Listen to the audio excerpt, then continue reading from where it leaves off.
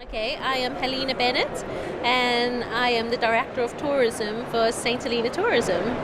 Lovely to meet you, and thank you for joining us on Breaking Travel News today.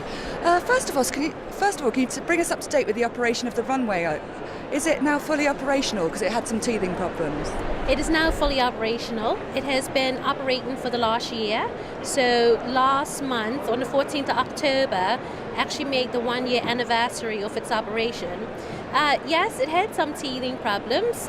We found that wind shear didn't allow us to then take a bigger size plane that we were hoping to take. As a result, we are versatile and diverse, so we now operate and use an Embraer E190. So it now comes in on a weekly basis, and every week we are having guests coming to the island. That's great. And have you seen an increase in visitor numbers now it's a bit easier to get here? So we haven't had a big boom, if that is what you're asking, but yes, we definitely have seen an increase. So we have compared the statistics from the year that just happened to last year, and we have seen a steady grow over the year. So we are quite pleased with the progress. That's great. And what can intrepid holidaymakers expect to find once they get there? Right, so as a holidaymaker, you first have to be a traveller. So you have to want to get out your suitcase and your guidebook and start travelling, because it is an adventure in itself to travel to St Helena.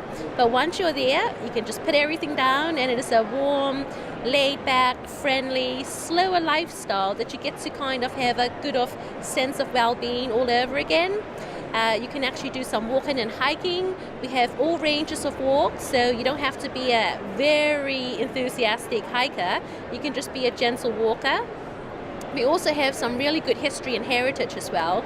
So while you're walking, you not only get to look at our natural landscapes, you also get to see a lot of our heritage lying around. And also we have really good marine tourism as well. So seasonally, we have adult male and female whale sharks. Nearly every day we see dolphins, and we're talking about perts of 300 plus. You get to do some really awesome diving as well. We got some really good, clear, warm, inviting waters that you can actually dive in. We got loads of endemic species, both on land and underwater, and some are still unknown today. So it's good for somebody to come and just sink their teeth and their feet into everything. That sounds great. And what sort of accommodation options might you have on the island? You have Mantis, which is a luxury property, but is there more of a range? Yes, it is a range. So Mantis St Helena is our largest hotel and the most luxurious. It has 30 bedrooms. All the rest of them are thereafter 18-bedroom, quirky, Georgian-style hotel.